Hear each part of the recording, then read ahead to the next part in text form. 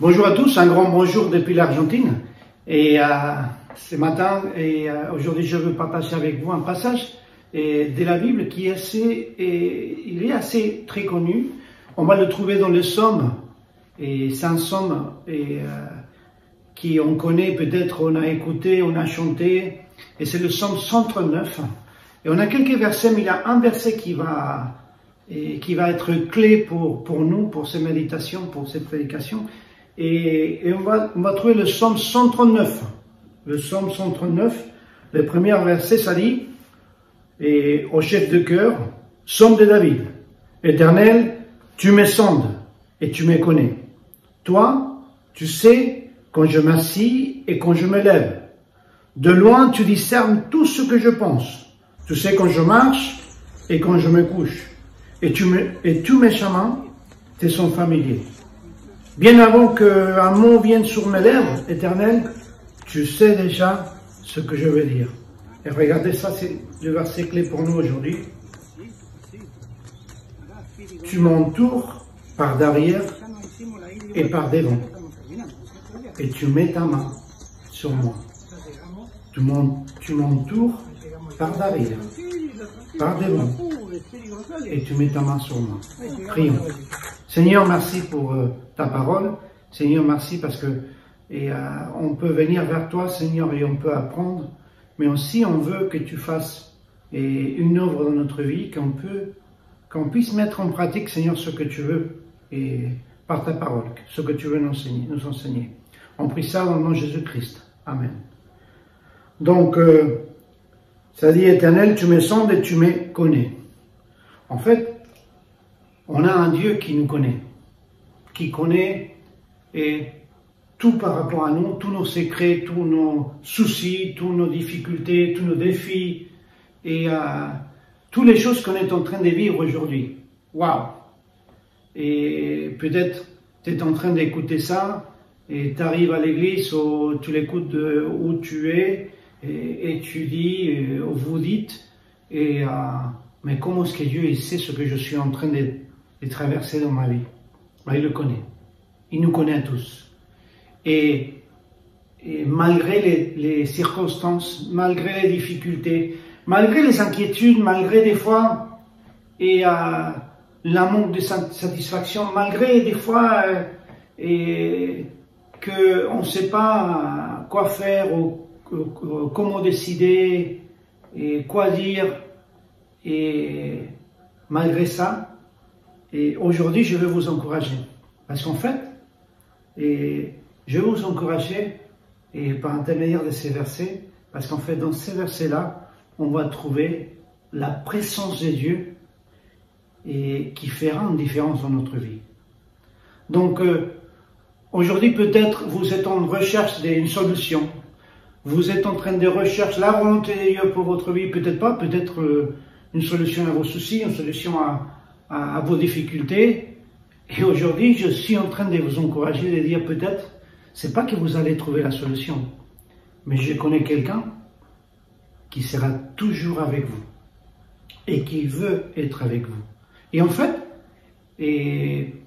ça commence comme un jour, je me suis rendu compte que j'étais pécheur, que j'avais besoin de quelqu'un qui m'aide, qui puisse me donner un nouveau départ dans ma vie, et ça c'était Jésus-Christ. Et Jésus-Christ, il est venu sur terre, il a vécu une vie sainte, et il n'a pas fait de péché, mais dans une croix, il est mort pour mes péchés, pour vos péchés.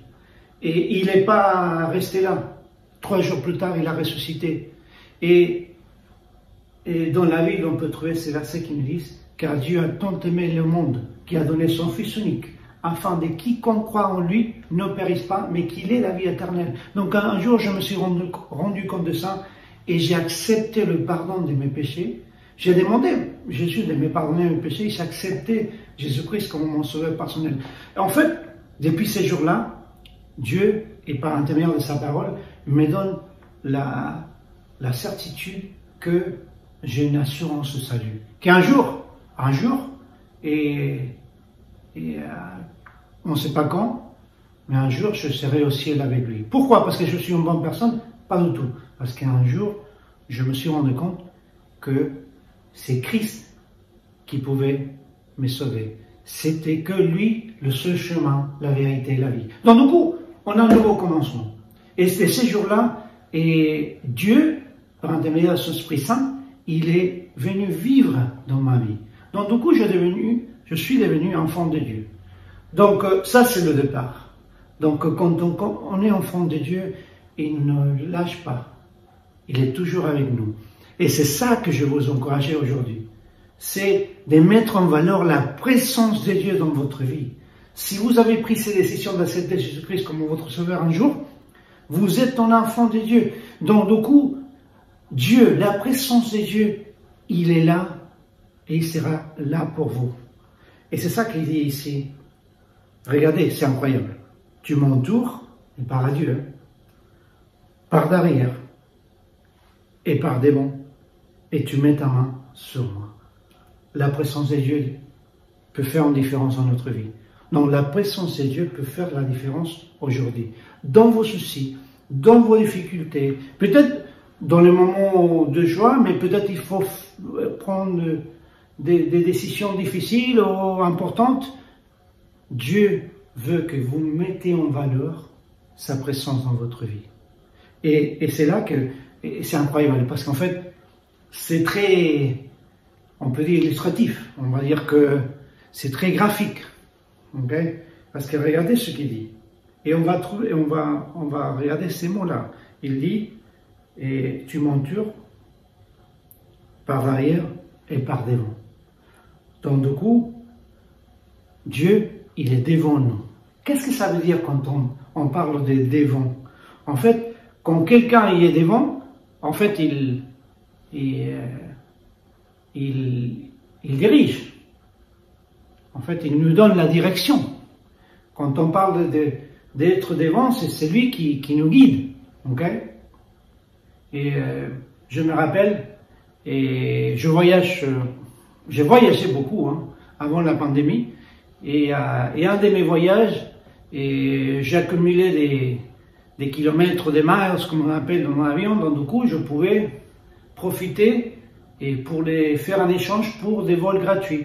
Donc j'ai commencé avec mon fils aîné, j'ai ramené mon fils aîné avec moi, je pense qu'il avait 15 et 16 ans, okay, dans un des voyages, et je dis ok, et je veux voyager avec toi, je vais t'enseigner comment prendre un avion,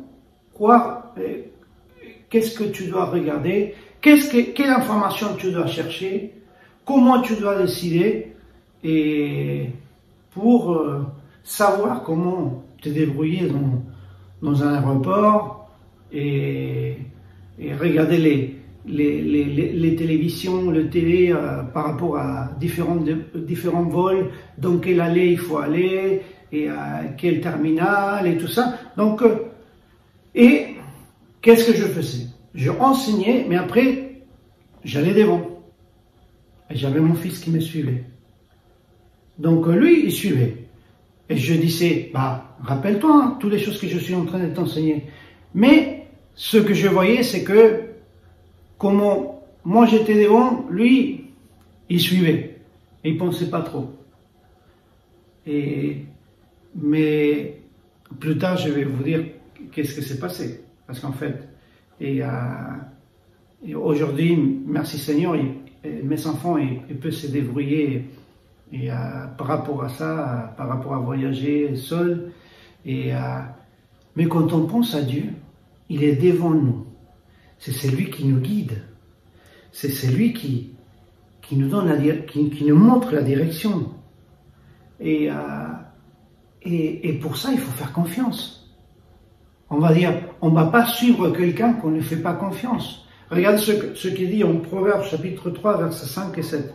Mets ta confiance en l'Éternel de tout ton cœur et ne te repose pas sur ta propre intelligence. Tiens compte de lui pour tout ce que tu entreprends et il te conduira sur le droit chemin. Ne te prends pas par un sage, crains l'Éternel et détourne-toi de mal. Donc du coup, si on met notre confiance en l'Éternel, il nous conduira sur le droit chemin. Et si on ne fait pas confiance en l'Éternel, si on ne fait pas, on ne suit pas ses conseils, qu'est-ce que ça va faire? On se prend par un sage. Et on sait, des fois, on pense qu'on sait plus que Dieu. Je dis non, je fais jamais ça, Miguel. Oui, tu le dis, mais les conseils qu'on a dans la parole de Dieu, dans la Bible, on les écoute, mais après, on fait ce qu'on veut. Donc ça veut dire qu'on se croit plus sage que Dieu. Et ça, c'est pas la chose à faire. Et Dieu, il veut t'encourager. Il dit, ma présence est avec toi. Ma présence, il est devant toi. Je suis devant toi. Ne t'inquiète pas. Suis-moi. Mets ta confiance. Il te conduira sur le droit chemin. Donc, ça dit devant toi. On revient au verset. Tu m'entures, mais il dit aussi par derrière. Donc, en parlant de derrière, donc Dieu, il est devant nous, il est derrière nous. Et qu'est-ce que ça veut dire derrière nous? Donc, j'aime beaucoup les films des militaires, les films d'action, et mes enfants, ils sont des jeux de vidéo, tout ça, et c'est intéressant le langage des militaires, ok? Donc, quand on pense, quelqu'un, il est avec ses camarades de combat, et ils sont en train d'aller vers l'ennemi, et qu'est-ce qui se passe? Et dans ce langage-là, il parle, il dit, voilà, ok, l'ennemi, il est à 12 heures. Donc, c'est quoi ce type de langage? En fait, c'est la montre. Donc, 12 heures, c'est des bons.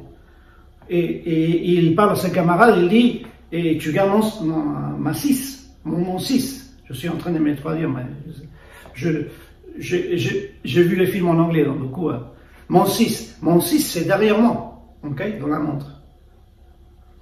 Donc, Dieu, il est derrière nous. Et c'est qui était le 6? C'est lui qui gardait le dos de son camarade. C'est lui on pouvait faire confiance. Et c'est lui on peut compter sur lui. Ok? À qui on peut compter? Et en anglais, on peut dire, pour les amis anglophones qui écoutent, c'est lui he's got my back. Ok? C'est lui on peut compter, qu'il est derrière moi et qui me garde. Et ça, c'est une idée, quand il est derrière moi. Mais l'autre idée, de penser que Dieu, il est derrière nous, c'est aussi l'idée que lui, il nous donne l'opportunité de décider. Qu'est-ce que tu es en train de dire, Miguel? Je reviens à mes voyages. Vous vous rappelez que je dis, je voyage beaucoup. Ou j'ai voyagé beaucoup. Et j'ai enseigné à mes enfants à comment se débrouiller dans les aéroports et prendre les avions. Je vous ai dit que aujourd'hui, ça va, ils peuvent se débrouiller. Et ils peuvent se débrouiller pour voyager dans les avions, aéroports plus grands, plus petits. Mais il y a eu quand même une partie des formations. Bien sûr, la première, c'était j'étais devant. Me suivez. Mais la deuxième partie, c'était j'étais derrière. Comment? Ok. Et je me rappelle un des voyages que je fais avec mes enfants, les deux. Mais le tout premier, j'ai dit, ok, papa t'a enseigné à l'aller, au retour, et je vais te suivre. Je vais me mettre derrière toi, et c'est toi qui vas nous guider. Ok? Et c'est toi qui vas voir quel terminal on doit y aller. Tu vas regarder la télé, les différentes télés avec les numéros des vols, les destinations. Et tu dois voir dans quel endroit on doit y aller. Ok? Donc je me rappelle, première fois, on l'a fait avec, je ne dis pas des noms et prénoms parce que sinon j'en ai 3 enfants, donc je ne veux pas qu'ils disent, voilà, papa il parle de moi. Ok? Donc, Donc ça commence. On va retourner chez nous en France. Ok, allez, ça commence. Et regarde, dans quel terminal on doit aller. Ah ok, ça. Dans quelle partie, l'allée A, B, C, bon, bah, tu me guides, hein. Et il m'a regardé, il dit, papa, c'est ça? Ah, je dis, c'est toi qui dirige, moi je suis là, on va dire. Et donc je regardais les télés et je voyais que je suivais. Et dans un moment, je voyais qu'il s'est trompé d'aller, quoi. Il devait aller dans le sens opposé. Donc, qu'est-ce que je faisais derrière? Et est-ce que je lui dis, ah, tu te trompes, tu vas... Non, je dis, écoute, tu peux regarder bien si on va dans la bonne direction. Et dans le coup, quand je disais ça, lui, il pensait, ah, ok, peut-être je suis en train de me tromper. Et là, il regardait avec attention et il voyait qu'il devait corriger. Et je suivais. Donc, c'est intéressant de penser que Dieu, il n'est pas seulement quelqu'un qu'on peut compter sur lui, il est derrière nous, mais il est derrière nous parce qu'il nous donne la possibilité de choisir. Okay? Il sait ce qui est mieux pour nous. Il nous connaît. Et c'est ça qu'on a commencé avec ça, dans ces sons. Il nous connaît, mais il sait, mais il nous donne la possibilité de décider. Donc vous voyez, et de décider quoi? De décider suivre ces indications. Et là, c'est incroyable. Que même des fois dans la vie, il permet que nous, on s'éloigne de lui. Mais en attendant qu'on puisse retrouver le bon chemin sur lui. Et ça, c'est un Dieu d'amour. Un Dieu qui nous donne une autre opportunité. Un Dieu qui est proche de nous. Un autre exemple de penser que Dieu il est derrière nous. Et pour ceux qui me connaissent, ils savent que ça fait 1 an que ma mère elle a eu un AVC. Et donc ça a pris des mois et des mois pour qu'elle puisse commencer à refaire ses petits pas. Elle a 90 ans. Et il y a 2 mois, j'étais avec elle et elle commençait à marcher avec un petit, je sais pas, un petit truc pour marcher, ok? Et je dis, maman, maintenant tu enlèves ces trucs-là et tu vas faire des petits pas seul, ok? Je serai avec toi et je vais mettre mes bras comme ça, mais je ne te touche pas, ok? Je suis derrière toi. Si tu vas tomber, si t'es faible, t'inquiète pas. Moi, je vais te rattraper. Mais il faut qu'on commence à donner des pas et à avancer. Et elle a commencé à faire quelques pas. Et on a fait 10 mètres. Et on s'est arrêté. Et on a fait un autre 10 mètres. Et elle était ravie de voir qu'elle a pu faire ses pas. Et à 90 ans, recommencer à marcher par elle-même. Mais elle était rassurée, parce que moi, je ne la touchais pas, mais j'étais derrière elle. Donc Dieu, il est devant toi. Sa présence, elle est là. Il veut te diriger, il veut te guider, mais il est derrière toi. Et c'est quelqu'un que tu peux compter sur lui. Mais aussi, c'est quelqu'un qui est là pour nous donner la liberté de choisir. Et il nous guide. C'est comment aussi quand on va au bowling, quand on est petit, et on nous met le garde, c'est comme un garde-feu, je ne sais pas, et sur le côté, Dieu il est là, il est devant nous, il est derrière nous. Et on continue. Il est autour de nous. Il est autour de nous, et on peut voir ça dans le Psaume 34, verset 8, ça dit, « L'ange du Seigneur monte la garde autour de ceux qui les craignent. Il les met, quoi? Hors danger. » Donc du coup, Dieu il est devant nous. Dieu il est derrière nous. Dieu il est autour de nous. Et c'est l'idée d'un refuge. Et quand on est en refuge, c'est parce qu'on a peur. Mais on a peur de quoi? Et c'est ça la décision. Est-ce que tu as peur des circonstances? Tu as peur de ceux qui ce que ça va impliquer ta décision, ou ta peur. Et ici, la peur, c'est plutôt reconnaître que quelqu'un il est plus fort que toi. C'est craigner l'Éternel. Okay? Et si tu craignes l'Éternel, lui, il va t'entourer et il sera un refuge pour toi. Qu'est-ce que ça veut dire? Ça veut dire que peu importe où tu vas, il sera autour de toi. Il te met hors danger. Donc du coup, il est devant toi, il te donne la direction, il est derrière toi. En fait, il te donne l'opportunité de décider, de prendre des décisions. Et tu peux compter sur lui. Il est autour de toi. Il te met en danger. Il va te protéger. Et on continue quelques versets. Il y en a beaucoup. Hein. Et dans Deutéronome 33, 27, ça dit « Le Dieu d'ancienneté et le Dieu d'ancienneté est ta demeure, et au-dessous de toi sont les bras de l'Éternel. Il chasse l'ennemi devant toi, et il dit « détruit ». Donc une autre traduction, ça dit « Le Dieu d'éternité est un refuge, sous toi se trouvent des bras éternels ». Et j'aime beaucoup cette traduction. Le Dieu d'éternité est un refuge, est ta demeure. Sous toi se trouvent des bras éternels. Donc, il n'est pas seulement devant, il n'est pas seulement derrière, et il n'est pas seulement autour de toi, il est sous toi. Donc, c'est l'idée qu'on t'en peut plus. Tu es peut-être dans le trou.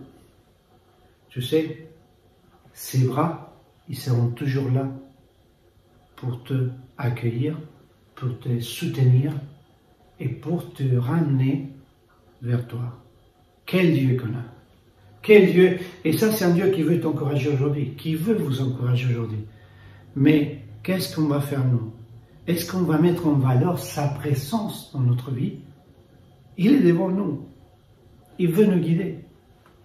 Il est derrière nous. Il nous donne la possibilité de décider et on peut compter sur lui. Il est autour de nous. Il nous met hors danger. Et ici, il est sous nous. Okay? C'est celui qui ne va pas nous laisser toucher le fond. Et si on est là, il va nous faire revenir. C'est incroyable. Et donc, il n'est pas seulement devant, il n'est pas seulement derrière, il n'est pas seulement autour de nous, et il n'est pas seulement sous nous pour faire que on ne tombe pas, mais aussi, il est avec nous. Il est avec toi. Quand nous sommes dans la détresse. Et on termine avec ces passages très connus. Et on Marc chapitre 4, versets 35 et 41. Ça dit, ces jours-là, quand le soir fut venu, Jésus dit à ses disciples, passons de l'autre côté des lacs. Et ils laissèrent la foule et emmenèrent Jésus sur le lac, dans le bateau il se trouvait. D'autres bateaux les accompagnaient. Or voilà, un vent très violent s'est mis à souffler. Les vagues s'est jetées contre le bateau, qui se remplissait d'eau. Lui, à l'arrière, dormait, la tête sur un coussin. Les disciples le réveillèrent et lui crièrent, « Maître, nous sommes perdus, et tu ne soucies pas ?» Il se réveilla, parla sévèrement au vent et ordonna au lac, « Silence, tais-toi !» Le vent tomba, il se fit un grand calme, puis il dit à ses disciples, « Pourquoi avez-vous si peur? Vous ne croyez pas encore ?» Mais eux furent saisis d'une grande crainte. Ils se disent les uns aux autres, « Qui est donc cet homme pour que même les vents et le lac lui obéissent ?» En voilà, un vent volant s'est mis à souffler, les vagues s'est jetées et remplies d'eau. « Maître, nous sommes perdus. Et tu ne t'en soucies pas. » Qu'est-ce qu'ils sont en train de dire, les disciples? Ils étaient dans la tempête. Et le pire de la tempête. Ils étaient des pêcheurs, donc ils avaient l'habitude d'être dans un bateau. Okay? Mais cette tempête était difficile. Et je ne sais pas quelle est la tempête difficile que tu es en train de vivre. Mais une chose que je veux t'encourager, c'est que le Seigneur, il est avec toi. Et peut-être, il ne t'a pas enlevé la tempête, mais il est dedans, avec toi. Et c'est ce qui s'est passé avec ses disciples. Le Seigneur Jésus, il était avec eux. Donc la question c'est, est-ce que tu peux avoir la foi, la confiance nécessaire de que Dieu, sa présence, elle peut faire une différence dans votre vie, dans ta vie. On n'a pas le temps d'étudier davantage. Il y a plein de choses qu'on peut trouver dans ces derniers versets, mais le temps il est expiré. Mais la présence de Dieu peut faire une différence dans votre vie. Est-ce que vous allez le laisser? Est-ce que vous allez mettre en valeur la présence de Dieu? Il est devant nous, il veut nous guider. Il est derrière nous, on peut compter sur lui, il nous donne la possibilité de décider. Il est autour de nous, il est notre refuge.